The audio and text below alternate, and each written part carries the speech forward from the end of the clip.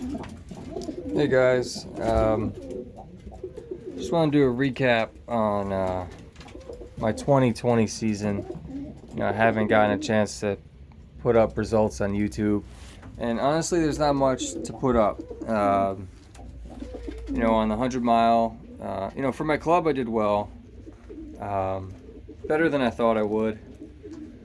I think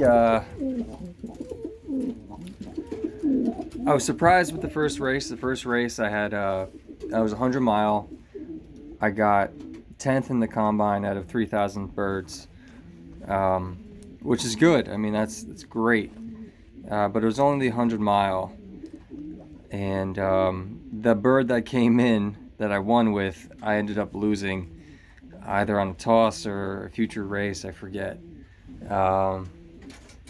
And that was, I think, the only bird I had out of that pair that I bred. So I didn't get a chance to really see if, it was just a one-off. If it was a good bird, if it was a good bird, I probably shouldn't have lost him. But anyways, so I did good on the first race. And then the next couple races, the 150s and 200s, I didn't do that well. I seemed to come in pretty late. My birds seemed to be about 30 minutes to an hour late at times. I think I made a big mistake, and I'm going to learn this year what I did wrong. So I treated my birds the day they got home or the next day after the race. I would treat them with 4-1.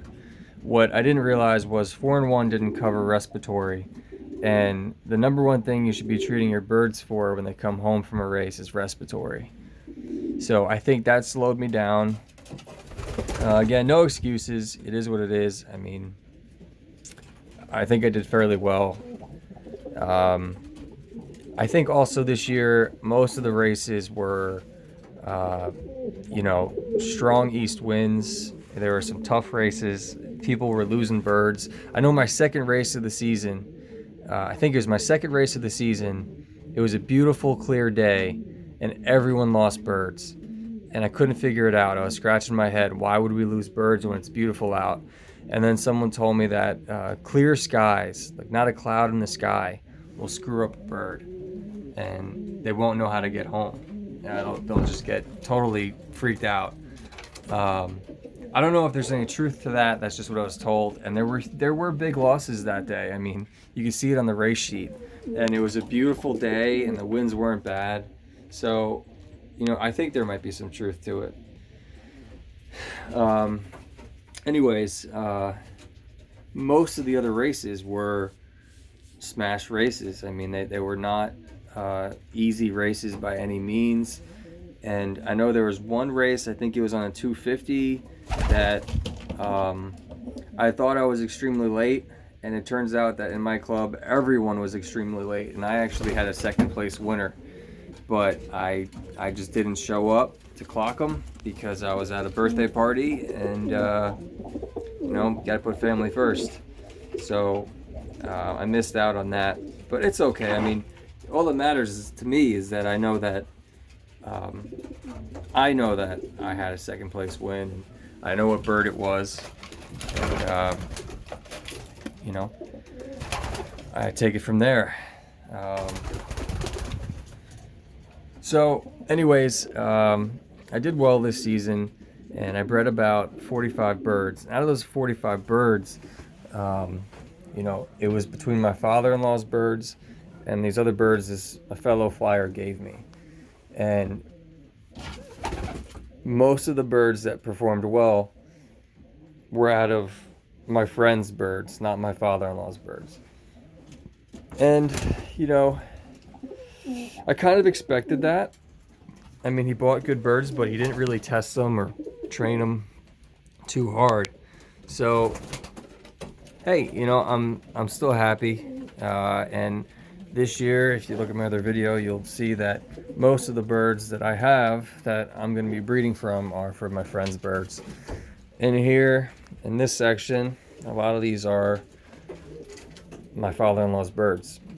or birds that I bred that I just don't want to get rid of yet. They're keeping them for stock, or birds that my friend gave me, and like this one here is a beautiful cock, but I just don't have room for him right now. And you know, here's a nice bird. This bird did well for me all year, but I'm gonna breed out of his parents and see what they do for me. And if any of the cocks and hens in here made up, you know, I'll give their young a chance. But let me show you my race loft.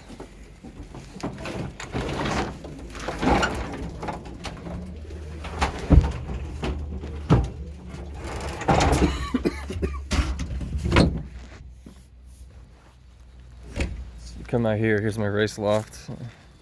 Here's my cat. It's only 6 by 4. I stole a lot of the perches that were in here.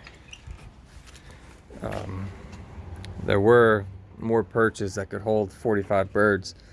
It's hard to get it on camera, but this is the entryway, the trap.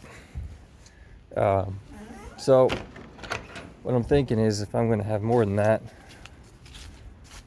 have some space around the back, and I'm just gonna put a very slightly pitched roof, keep it lower than the fence so the neighbors can't see it, and build this out about 4 feet, 8 feet wide, 4 feet, and I'm gonna actually enclose it. I feel like the open loft was great, but you know, there are days that it's pouring rain out and it's not so great. So if I can get a little enclosure back here, the birds can hide away. I think I'm gonna leave this up and just open the bottom so the birds can go in and out. And that way I can still put perches on both sides, on this side and the other side, and just make enough room for that many birds. But we'll see. You know, I only have about 2 months to do that, and I'm pretty busy, so we'll see what happens. Anyway, guys, I'm gonna start doing videos a little bit more when I have a chance, and hope you guys enjoy the content. I know I look forward to anyone else posting their content, and you guys have videos, you know, hit me in the comment section and I'll check you guys out. You know, I'm on YouTube every day looking for more videos to watch. It's kind of an addiction at this point with pigeons, and I love it. So yeah, guys, thanks for watching. I'll see you next time.